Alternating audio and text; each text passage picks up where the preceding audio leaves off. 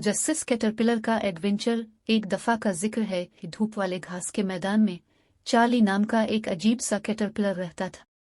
Charlie दूसरे caterpillars की तरह नहीं था।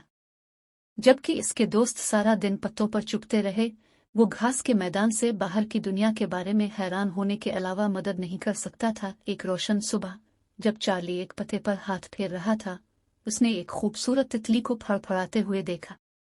तितली के नीले और नारंगी रंग के मुतहर्रिक पंख थे और ये बहुत आजाद और खुश नजर आती थी।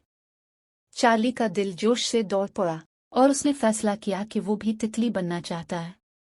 वो कई दिनों तक अपने छोटे से कोकोन में झुंझलाता और फड़फड़ाता रहा। यह थोड़ा सा गैर आरामदेह था, लेकिन चार्ली तब्दील करने के लिए पुरज़्म था। आखिरकार एक दिन उसने एक अजीब सा एहसास महसूस किया। उसने कोकोन से बाहर निकलने का रास्ता शुरू किया और काफी कोशिश के बाद वो एक खूबसूरत तितली बनकर उभरे। लेकिन एक मसला था।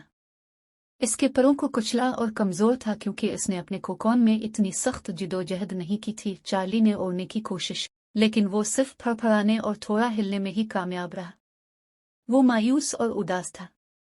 उसने महसूस किया कि कोकोन में वो जिस जिदोजहद से गुजरा है, इसके परों को मजबूत बनाने के लिए जरूरी है।